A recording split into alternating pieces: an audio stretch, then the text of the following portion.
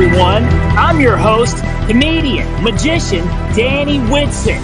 But it's all tricks aside, because tonight we're turning the paranormal into the normal. Join me as we explore the gray areas of reality. We're going to talk all things paranormal, UFOs, ghosts, cryptids, and aliens, and see how it's all connected. This podcast is brought to you by the Experiencer Support Association, and we are live.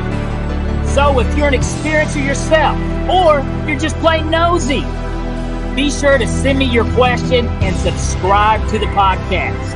Now, get ready, because it's going to get deep. No, really, we're going to go way out there, because this is Beyond the Tinfoil Hat.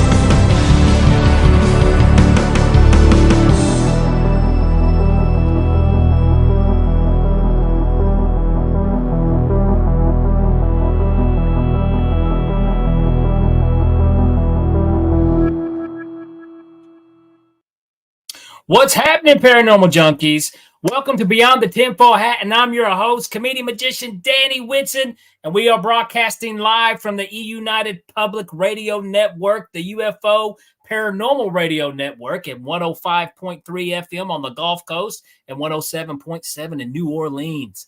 Guys, we got a fantastic show this evening for you. You definitely don't want to miss it. Get your questions ready, because we got a heck of a guest tonight. She is a medium that has been hearing spirits since the age of 4 and reading the public for the last 20 years. Let's get a big warm welcome for Miss Carolina. Now, here we go, Carolina. First of all, I brought you up like a beauty pageant, Miss Carolina, which absolutely you could be, but I didn't get your last name. So if you don't mind, Carolina, if you don't mind, you kind of let the viewers know a little more about yourself. Sure. So my name is actually Carolina Gutierrez. Carolina. That's okay. And I am a working medium. I do the work full time. I have been reading the public since I was 24, and I've been hearing spirits since I was 4. And this is my calling. This is what I've been brought here to do. And I'm excited to discuss all things Beyond the Tinfoil Hat with you. Awesome. Well, first of all, thank you for clearing up my idiocracy of names. That's Carolina is actually a really cooler name. But this is something that, I am very interested in. I've always because first of all, I'm a big believer. I've had, loved ones that have passed, and I feel like still communicate with me, if you keep your ears and eyes open. So this is something that I really strongly do support and believe in. But now you said this has started happening when you were 4 years old, which is very, very young.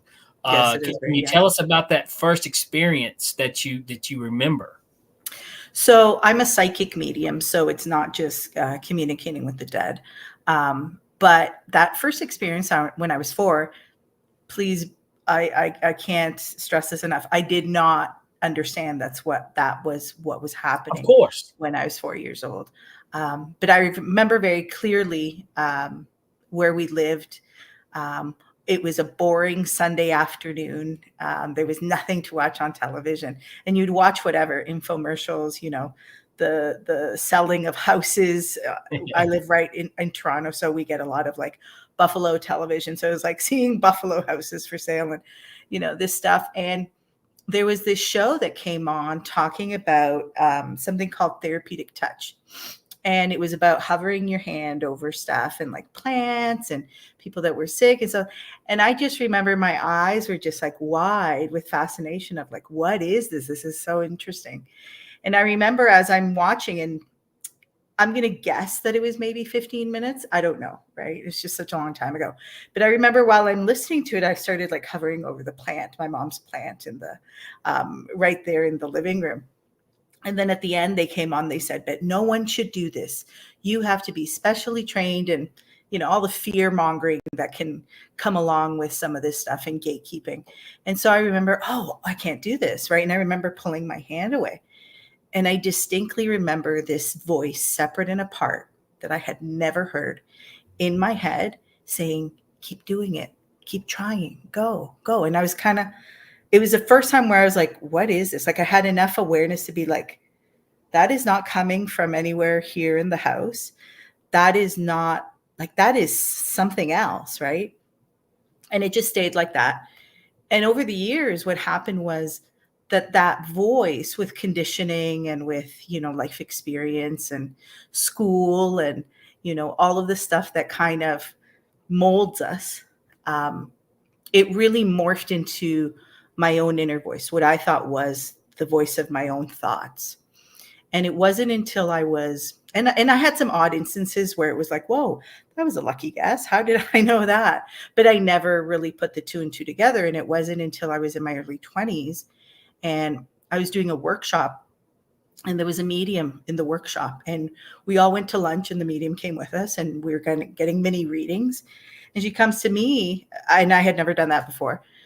And she comes to me and she says, my God, you're more intuitive than I am. You need to be doing this for a living. And I was like, what? And she goes, all those stories, all those odd kind of narratives that you have running in your head, when you meet somebody, you need to listen to those, because that's spirit talking to you. And I was like, what? And so it was very much a turning point in my life, because all of a sudden a lot of things made sense that hadn't made sense for a long time.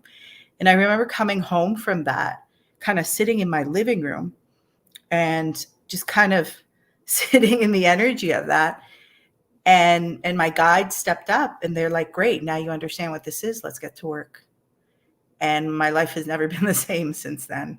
So you said your guide. So is that like the voice? The the guides that I work with, that we all have, whether we recognize that we have them or not.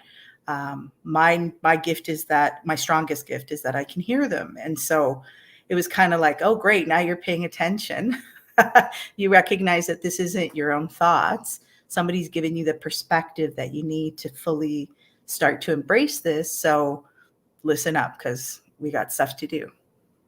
And see, that's so interesting, because I mean, I guess it's, do you think everybody is it like an inner monologue kind of thing that it's not like that for everyone. Absolutely not. I teach intuition development, so I recognize that there are so many different styles of how this shows up in people's lives. It's not the same, but it is an experience that I believe every human being shares, is that ability to have that internal GPS working and guiding you towards your purpose here in life. So some of us, not everybody hears it. Not everybody hears it as young as I do. Some of us feel it. Some of us just have this knowing. Some of us smell things. Some of us get just kind of images that flash, or you get kind of a hybrid of things, or an odd combination. So, a lot of people call these the clairs, the different kind of ways that they show up, clairaudience, clairvoyance, things like that.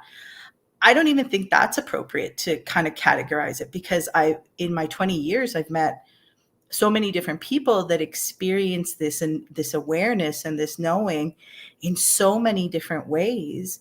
It's really a matter of you learning what your own, I call it your intuition language. How is your intuition speaking to you every day? How do you learn to trust it?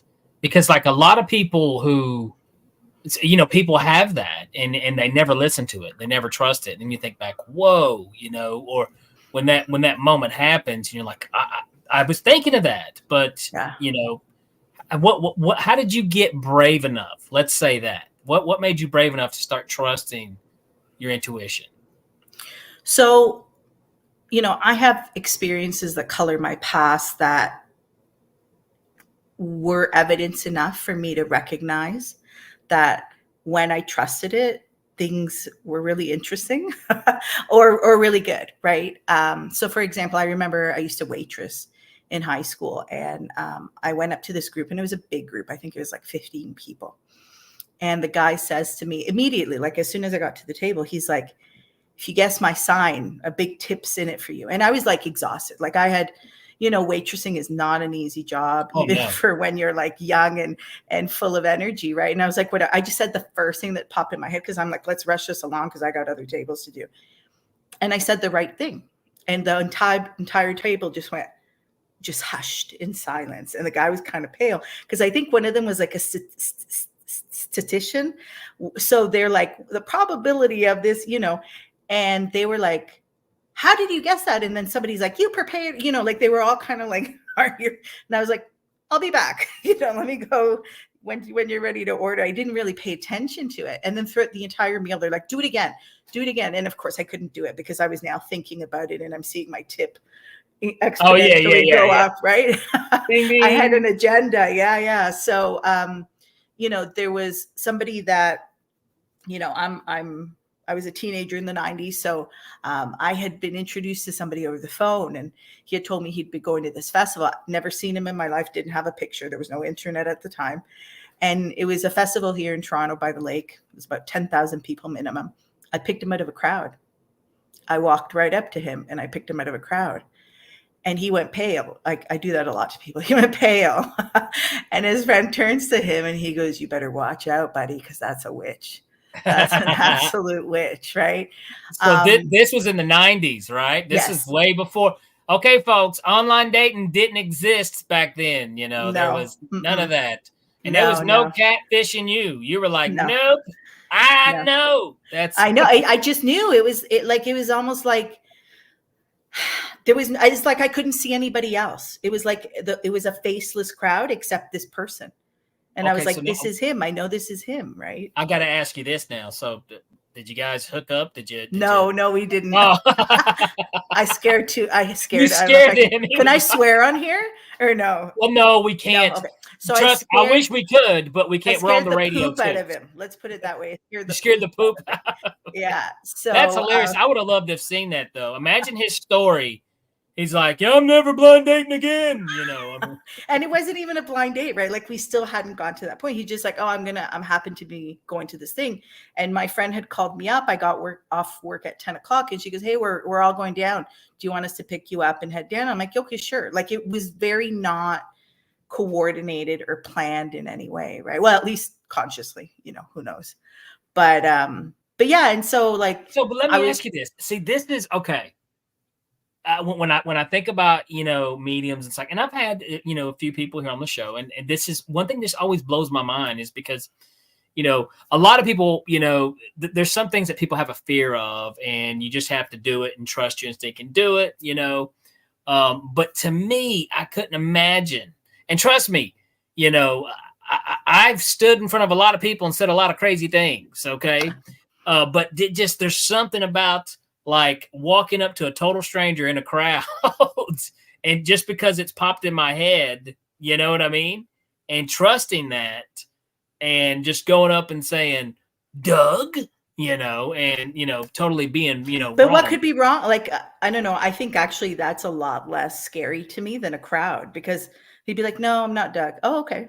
Like, I guess nothing happens, right? It's like, I wasn't going to tell him why I thought it was him, or do you know what I'm saying? Like, I think, standing, like, I do group readings, and that's taken me a while to do. And that's much more nerve-wracking, I find. Do you do, okay. So you've done like crowd readings, like where you have, okay. Yes. So that's interesting. So you said you just don't talk to dead people. But I mean, what's your take on that? Like, remember, who was the guy that was very popular maybe 10, 20 years ago that did the John Edwards? John Edwards. The one that was on TV, yeah. Yeah.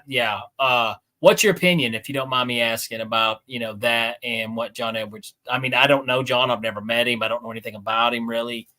You're preaching to the converted here, Danny. Like, I clearly believe, right? Like, I've made a living out of it, and I speak publicly on it. So my style is very similar to his when I do group readings, right? I don't go person by person. It's whoever kind of steps forward and where they're hanging out. But yeah, you know what? Listen, if this gift has taught me one thing, is that life can be magical. right? And the only thing that stops us from that, and magical in a very respectful way, not in a fantastical way, but magical in that what we've been taught about this world isn't necessarily true, and that there are really other things out there, other phenomenon that we might not understand, but it doesn't mean that we get to dismiss it, at least not in my world, right? I believe that. I grew up as a Star Trek fan. The entire franchise lifted me up and carried me through childhood, adolescence, and adulthood, because I firmly believe that that's a possibility, right? And I think that open-mindedness can expand to many different areas that people might consider alternative or fringe views. But I agree with you. I agree with you 100%. Let me do this. We'll pick right back up. But we got a fantastic question from Miss Julie Evans. Thank you so much, Julie, for coming back. We enjoyed you last week. But Julie's got a fantastic question here for you. How did you develop yourself or training on your basic skill? Okay, that's an awesome question, Julie. So I'm a bit unique in that my spirits taught me. So I really didn't go out and get training. I didn't look for this kind of to develop this. Like I said, that day I came home after talking to that medium, they're like, great. Literally, I could hear them go like this and be like, great, we got work to do. And bit by bit, it's been them try this, do that. So my gift is unique in that I can hear. Not everybody can hear, right? And so it's a little bit different as people work out how it shows up for them. But if I can give you a couple of tips, it'd be number one, you want to try out something really simple. So when I teach my intuition development course, and I have like what I call an intuition formula. Do this, this, and this, and then see what shows up for you. And we do it in class and we practice on each other and stuff. And one of the things that I say to people is never, ever start with asking that burning question that you've had your whole life, that your entire life is shaped around the answer and the circumstances of that question. That is an absolutely wrong question to start with, because you have so much riding on that question. There is so much static and baggage and trauma around that question. I don't care who you are, because that's just the way life is. Life is traumatic, and we have these events that shape us and mold us. So I always say what you want to start off is you want to start off with the most basic, mundane, simple stuff that it has almost no consequence, if none at all, to your life. So for example, if you're taking the dog for a walk and there's no cars visible, but you're about to come up to a section, ask, what color car am I going to see? Or is the driver of the person next to me, when they pass me, are they going to be male or female? Right? Now, there's a little bit more to that, but that's really kind of the basic questions that you can start to figure out. How does your team, your internal spiritual team, communicate with you, right? You're starting to build that language. And, you know, I'm a big, I have told this story on the podcast before, but I always got to share this because, you know, when both my parents have passed, but when my mother, I mean, you know, it's okay. You know, it's life. It's the process. You know, I do miss them dearly, but here's the cool thing is they still talk to me. They're still around me. They're still but I always tell this story. It seems like my mom is more. It seems like my mom communicates more than anything. And I always tell people, you know, to keep your eyes and ears open, you know, whenever you lose a parent or a loved one close to you, because they're still with you. They're still there. And this was the latest thing, and I always have to share this story real quick. I remember this was a few months back. Well, actually, it was back in February. I had woken up and I was having a rough day, you know, and I was kind of bummed. And the first song, I'll do this. A song that my mom would always sing to me back when I was a kid. It was one of our favorite little songs in the 80s. And you may remember is the old "Don't Worry, Be Happy" song. You know, absolutely. You know, I was a little kid and, you know, we'd sing it with each other, you know. But anyways, I woke up, was having a rough morning, you know, and then I turned some music on, and that's the first song I hear. Okay. So I thought, you know, yep, that's mom. That's mom's, you know, swinging by to say hello. And then it really dawned on me. That day, that morning, I realized Was her anniversary? it was her birthday. Oh, okay. Yeah.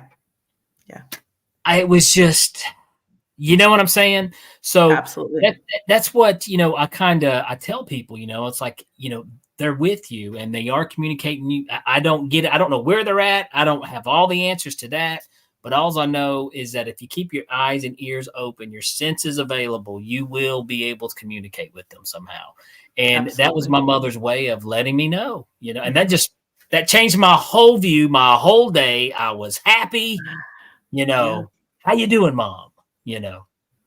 Definitely. And I think also what we fail to realize, especially in the West from a spiritual perspective, is that we've lost our reverence or our understanding of the important role that our ancestors play in our daily lives. And if you look at traditions outside of the West, ancestors are front and center, Oh right? yeah, all the time. Yeah. Yes, absolutely.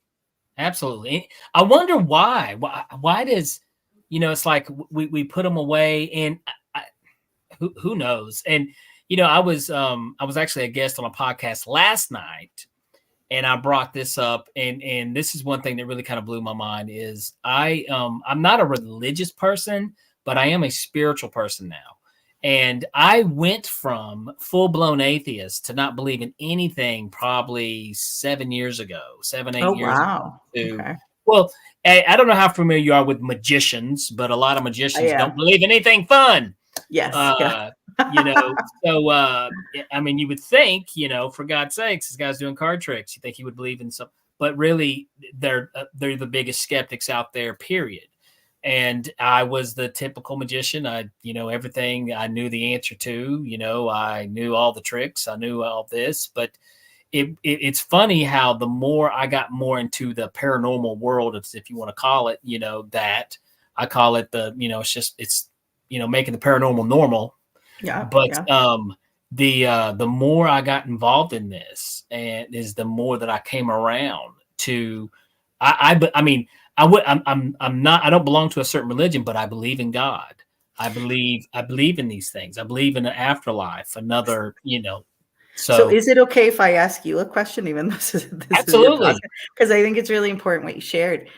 How has your magic tricks or your magic show changed since embracing this? Because I'm wondering if you've noticed kind of a shift as to what shows up for you or the effects of Well, your illusions. probably the biggest thing that I like to, one thing that's different about me is a lot of magicians that they do put the magic front and center ahead of them, and that's okay. That's a thing that a lot of magicians do. Like you see the magician and he's going to make the elephant disappear, you know, so the illusion is bigger than the character himself.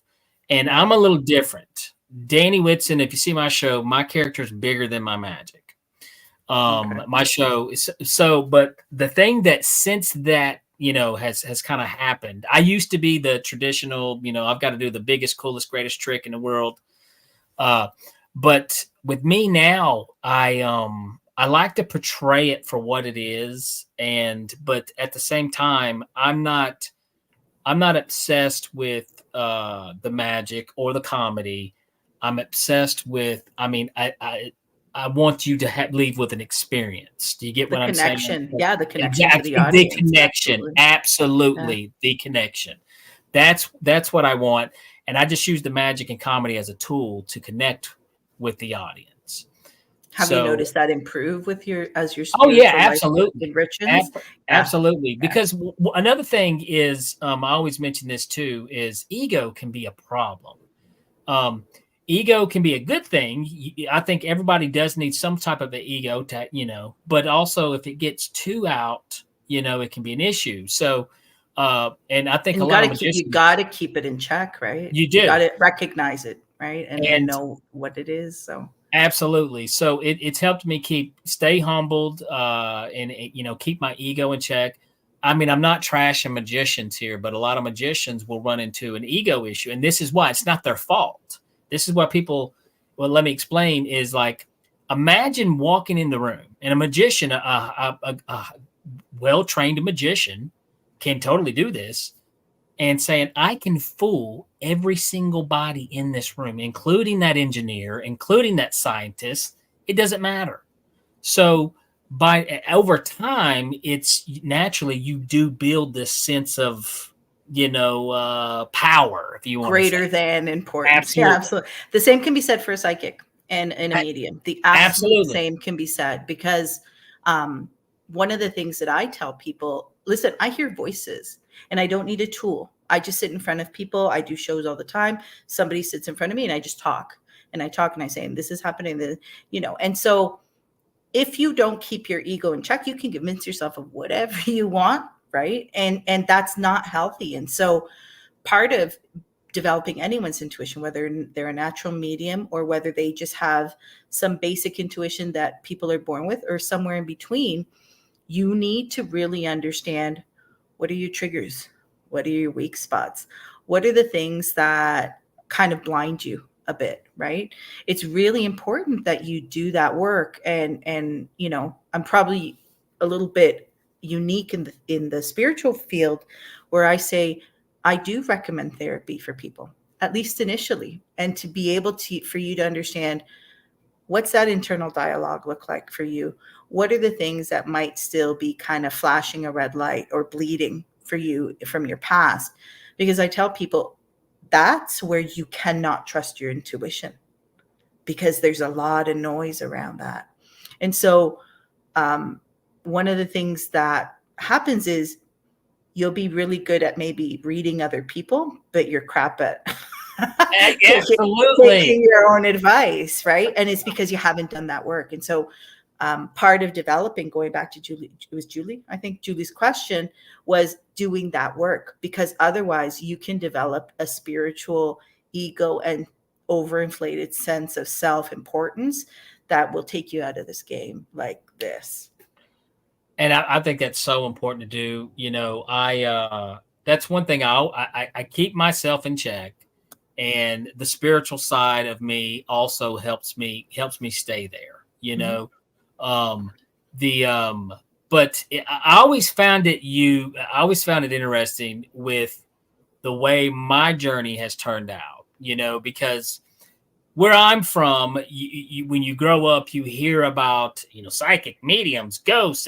That's the devil, and it's funny. It's like, it's funny. All this stuff has literally brought me around to the good things, to God, to a spirit, and with no judgment. This is something. And you also you nailed it on the head when you said that, people who, I don't care who you are, everybody has had that one psychic thing that's popped in your head. So I think people do have ability. I think everybody has an ability to do this, but some people are more talented than others. Like, I can shoot a basketball, but I'm not LeBron James, Yeah, exactly. So I think some people, are a little more gifted, like yourself, Well, I tell you what, I do want to do this. We got to cut to a commercial break right here in a second, but as soon as we get back, I want to, talk to you a little more. Even I want to bring this up too, because I just heard this today about the Stargate thing. I don't know if you're familiar with that, but that was kind of a psychic thing. But we'll be right back after these messages.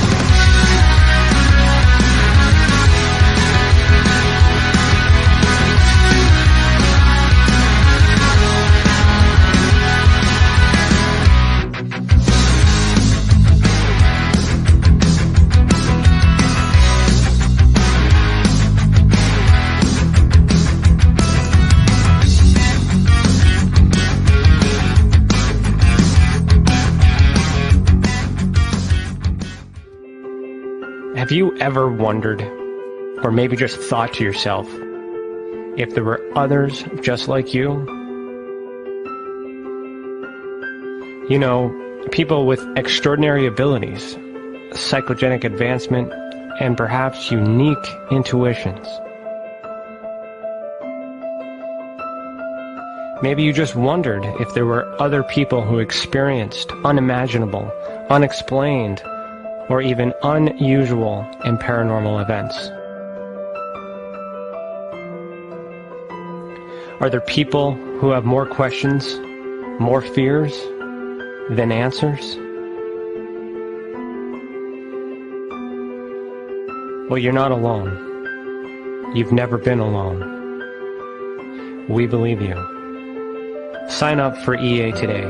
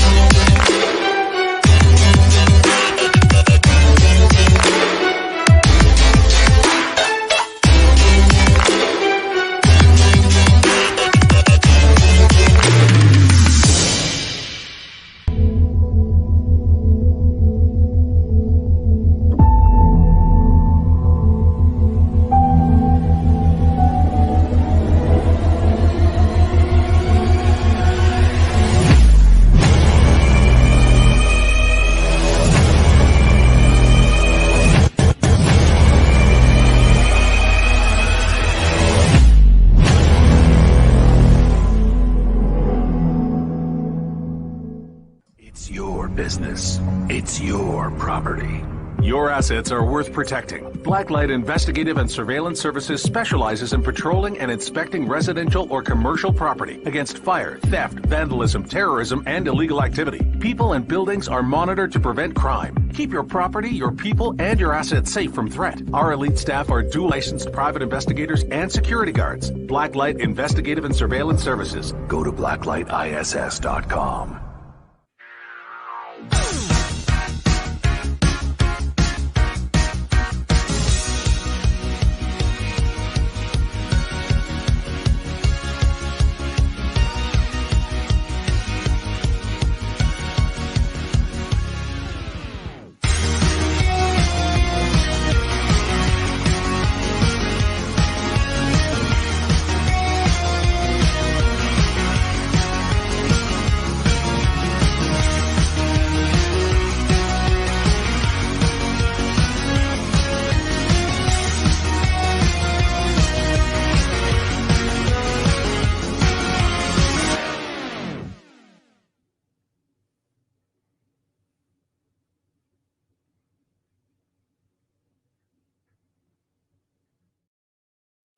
All right, guys, if you guys are just now tuning in, we have been talking with psychic medium. Make sure I get this right. Is it Carolina? Yes, it is. Perfect. And how do I say your last name again? I'm sorry. Gutierrez. Gutierrez. Did I say it right or did I jack it up? Yes. No. Anyway, I just wanted to make sure I didn't miss it.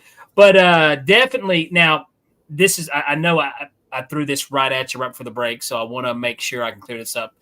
I just was listening to this today. It was another show, and they I think, have you ever heard about the Stargate thing that I guess the CIA was involved in with psychic mediums and like?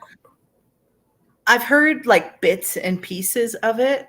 This is a really big world, right? This is a really big world, and this is a really big topic. And I always say to people, you know, when you enter the theme park that is this kind of alternative view, there's a lot of rides and there's a lot of cliques and there's a lot of places to go.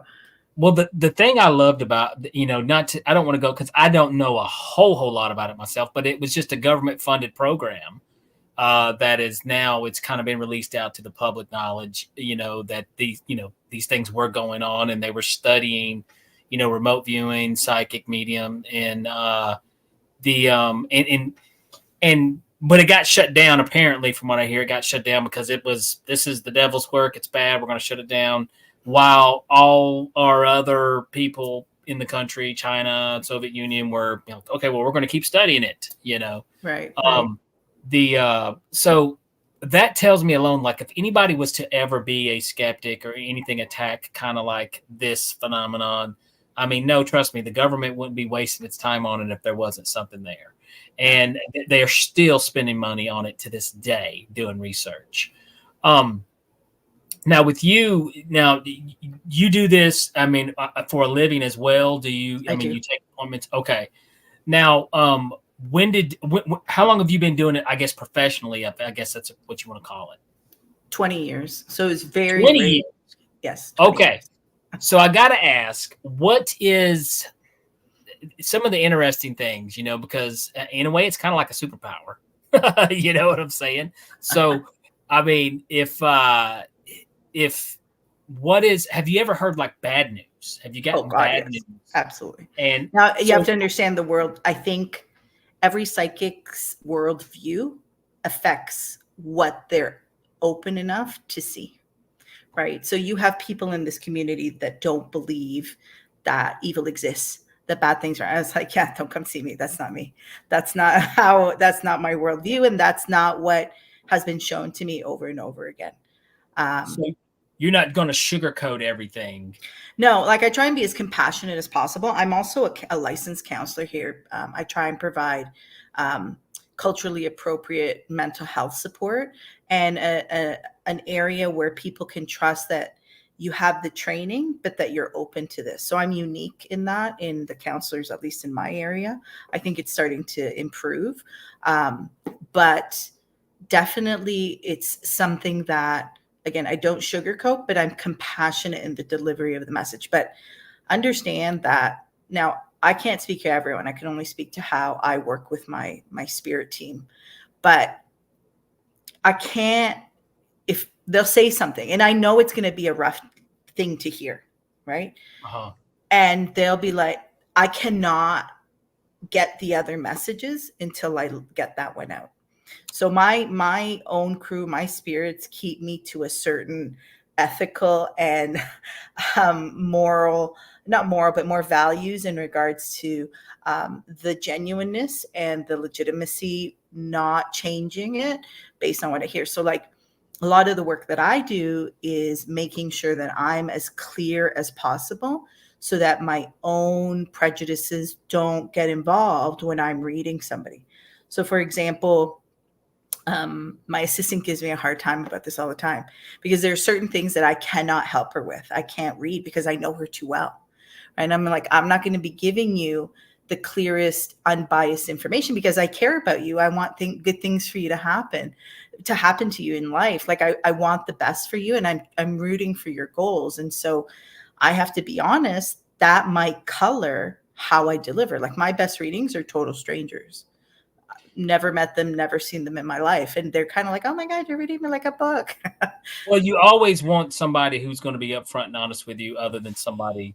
Let me do this real quick. Okay, this is a big moment because one of our favorite viewers, she's been absent for a little while. We're so excited to have her back here. We've got Liv Light, and also she's got some of the best questions ever, okay? Hi, Liv. She's late to the party, but she is here, ladies and gentlemen.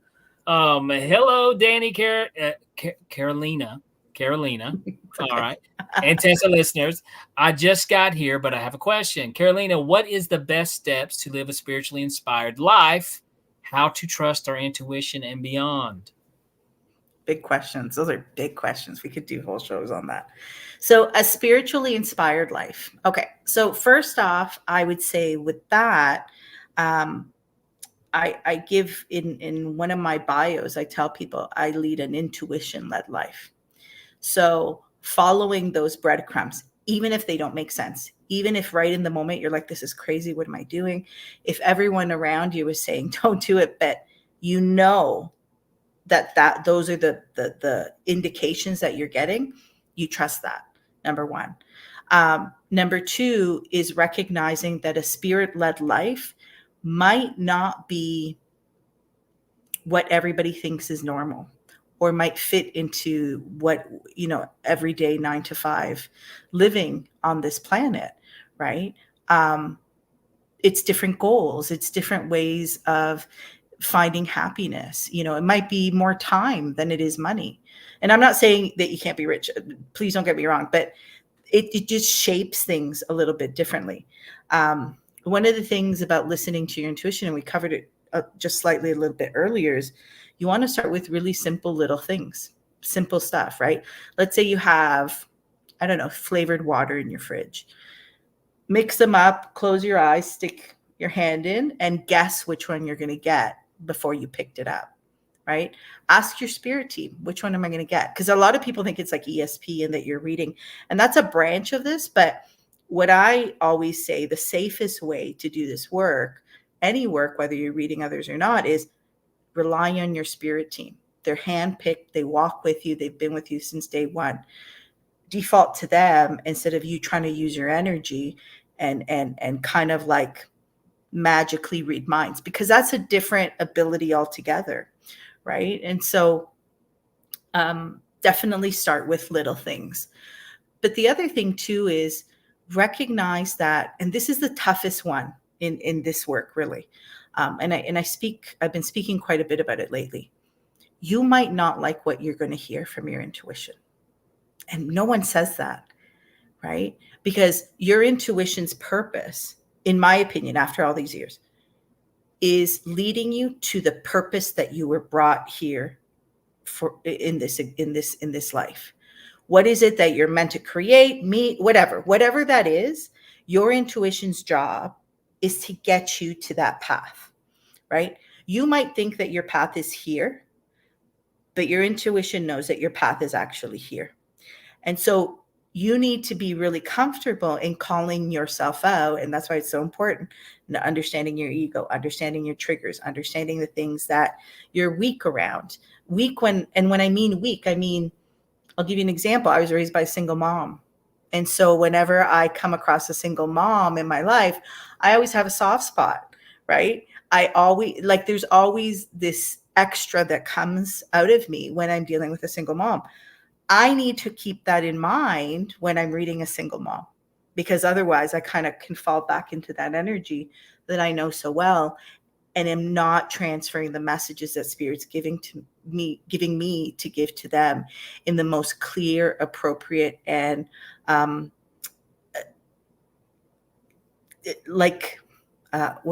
missing a word here. Clear and appropriate, but also without any extras, whatever the congruence of what the message was sent, that I'd be able to deliver that. So it becomes really, really important for you to identify that in your life before you really start to dive in here. I think that is extremely important too, is to pay attention. When I would say this, and this is just something I've recently been doing, is I'd say pay attention to what the universe is trying to tell you. And sometimes it may not always be what you want to hear. Because a lot of times people zoom in and like, no, not until I hear that one thing. Wait a minute, you are getting that answer. It's just not what you want to hear. And that's something that I have just recently learned to pay attention to. Yeah. Because there's tons you hear this a lot when people are like, oh, my intuition saying I'm going to teach them. And it's like, you know what? The universe is very, very good at teaching people lessons, putting them in a corner, removing all other options that you're kind of forced to take this route and learn things, right? So when I start to hear that, and I'm not saying it's in all cases, like a parent is different, but when you hear that, I'm always like, oh, there's a little, our job is to walk and live in our truth. And the example that you set by doing that, people notice it, right? Absolutely, they do. And, I kind of spread that.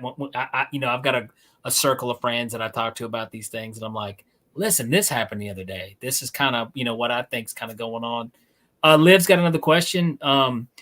This ties into doing shadow work, releasing the karmic and ego blocks. Absolutely. Yeah. It's really delving deep into that dark side of yourself, right? And I think, especially in the New Age community, we hear a lot of false positivity. And it's like, that meme where it's that little character that's sitting drinking coffee and the house is burning down, and he's saying everything's okay, I'm fine, nothing's wrong, right? And it's like, no, your life is falling apart, of course, right? Yeah, no, everything's wrong. It's bad. Everything is wrong. It's not. I think right now the United States could be doing that, drinking the coffee while everything is burning out. Everybody can relate. But, and to me, what I've tried to do, I've tried to listen to these things, and once again, ignore the ego, step back and be like, why am I seeing this? What's going on here? What do I need to do? Yeah. Even though this isn't, really my plan that I want to do it, but this is something I need to do. And then I've noticed by doing it, it's getting better. Yeah. It's like I said, keeping your ears and eyes open and paying attention to what the universe is telling you. And it's not just it's your everyday life. It's conversations that might repeat without you probing it. You might hear the same reference to a supplement or a new discovery in the UFO community 3 days in a row by different people that are unrelated. And you're like, oh yeah, I think I might need to listen. But I think the one that for me is truly impactful is how nature actually speaks to us, right? And so I have an animistic worldview. I believe that everything has a spirit, and that part of our harmony is recognizing the balance that we need to keep in all these living forces around us that are also reflected inside of us. But a lot of times we'll be driving and we'll see all these birds converge, and we're like, what does this mean, right? But nature speaks to you as well as those, a lot of people talk about the numbers that you see, or the things that you dream about. But the universe is always talking to us all the time if we just be open enough to listen. Liv has another question. I've also found that spiritual sources have a sense of humor. Got to laugh at ourselves. Oh, yeah. Absolutely. 100%. Yeah. That's all I do is laugh at myself. I call the universe the most frustrating project manager I've ever met, because there's a clear order. There's a beautiful, odd, quirky order that's at play, but you never know the whole story. Right? No, well, I spend so much of my life doing that. I always find the funny. I'm looking at the funny, and I see these things, and I'm like, I just live for irony. You know what I mean? And the universe gives it to me and shows it to me so many times, and which is a blessing. I love that. It reminds me of Jim from The Office. Like I feel like I'm kind of always looking at the invisible camera that's not there, and I'm like, God, I'm laughing along with you, because that's all you got to do in this situation. There's no other, And that's another good thing with the ego is, there's a joke I always tell, whenever I do something, a magic trick, and people are like, well, how did you do it? And I'm like, well, I sold my soul to the devil. And they're like, what? And I'm like, yeah, he offered me $1 million, but I was like, no, I don't want $1 million. I want to do card tricks. And while you're at it, throw in some red hair and make me 5'6", will you? So that was the deal. But no, I mean, you got. So just so you know, I've read people that have had family members that have done that. Just so you know. So that is not so like. Well, yes, we laugh about it, but. Hey, okay, here's another thing, and this could actually be a whole new topic, a whole other topic for a show. But in show business, selling your soul is a real thing, folks. Okay, not to get too crazy, or too out there, because that's a whole other topic. But yes, we could talk about that for a whole nother hour. Trust me. So I haven't read anyone where it's show business, but this was an ancestor a few generations back, and the consequences that the subsequent generations after were dealing with were very, very serious. So that was that's not, I laugh along with you, and I think we should make fun, but some of these are really serious in how they show up in people's lives. I believe when you look at a lot of levels of, and a lot of times when we want to think about selling your soul, there's a lot of people who have sold their soul to be famous, for success, quote, and it's coming out a lot more in the media, where you've seen people, you're like, man, that guy's a real, piece of crap, piece of work. The guy sold his soul, and it's coming back around. There's so many stories, and then some things that we'll never know, we'll never know about. But there's even a show that was very popular on Netflix a few months ago, Baby Reindeer. Did you? I haven't seen it yet. It's on my list. I haven't seen it. Well, in some ways, I feel like the main character sells his soul for success. So, there's some subtext there. But anyways, that's, like I said, that's a whole new other topic episode. Yeah. I want to get right here with Liv, another question. Is there a general message for humanity from the spirit team and your psychic experiences? That's a big one. That's a really big one. So I would say, from all the experiences of people that I've read and the stories that I've heard and I've been privy to kind of tapping into, I would say number one would be living in your truth, the importance of that, because as much as there is kind of a global timeline or timelines or kind of things that we as a collective and as a planet, we need to kind of go through and live through, we have our own. That's really important, and that we all play a role in, right? And so it's very, very important that we figure out what our purpose is here, right? And it's kind of like that old adage, you can't change how anybody else, the only thing that you can change is yourself. It really does tie into that spiritual and energetic purpose that you resonate with here on this planet. As a whole, that's a big statement, because I'm not one that tends to provide readings of like who's going to win the election, or mine are very personal, one-on-one, a lot of generational healing, a lot of kind of immediate stuff in people's lives. But as a whole, I think the further we get away from nature, and I don't mean that as in like I'm not here to discuss climate change or anything like that, but I mean, our ancestors were all animists. They all relied on nature for how they lived and what nature told them. And you would have people that, would go outside and they just glance at the moon and they could tell you what the weather was going to be like for the next few days or weeks. And we planted on those cycles. And so we've moved away so far from that we think that our chicken comes from the grocery store on a little styrofoam tray, right? Not realizing kind of how intrinsically we're connected and what that ecosystem looks like. So personally, I think that the more that we reach out to that, and listen, I'm not outdoorsy. I'll tell you that right now. Like, my idea of outdoorsy is a patio with a cool drink, right? But do I look to nature when I'm trying to figure something out? When I'm out for walks with my dogs and, I see the same animal kind of scurrying in front of me over and over again, I'm like, nature's trying to tell me something here, right? And so it's really a matter of becoming in tune with that and how that can affect your intuition in the long run.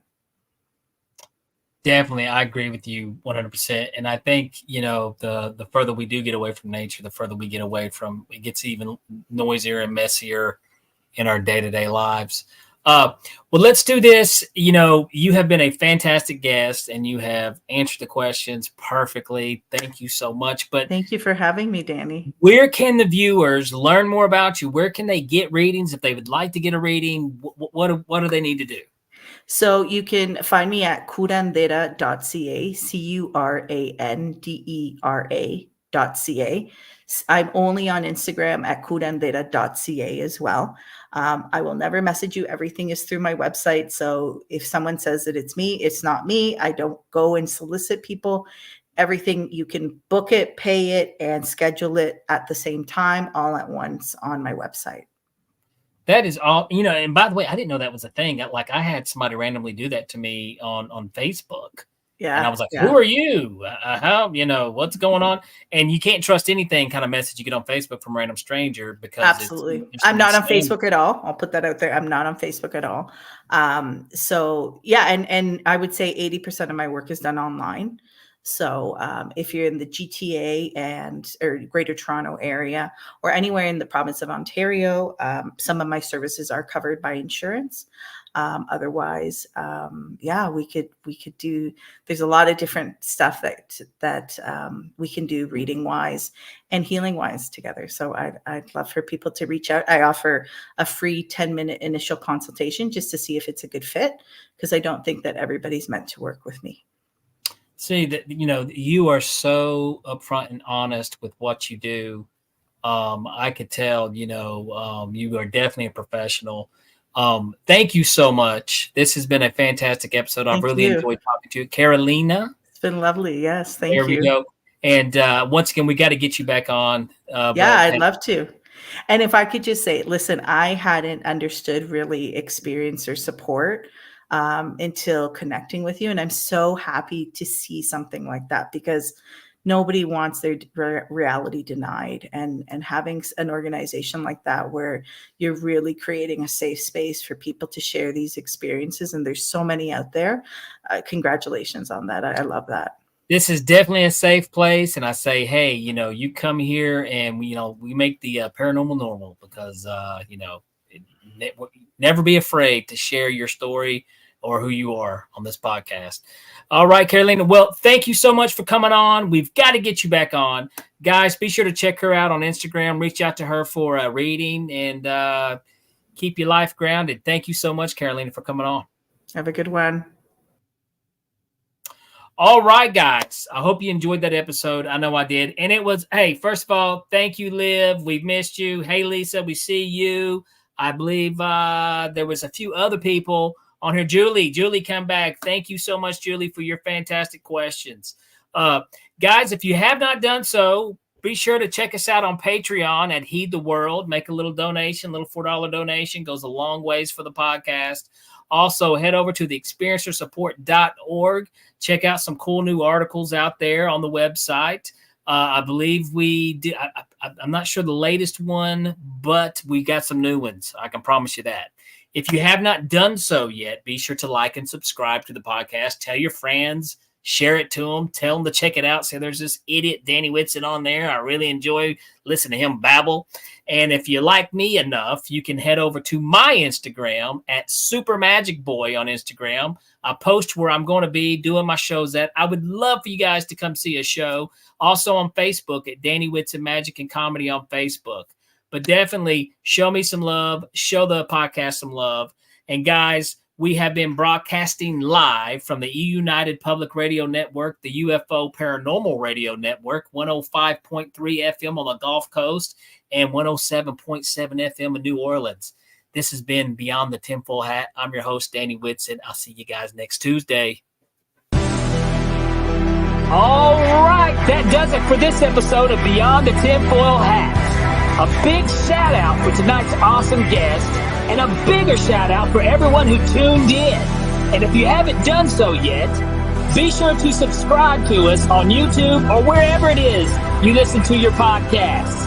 And like always, be sure to stay curious, heed the world, and keep the paranormal normal.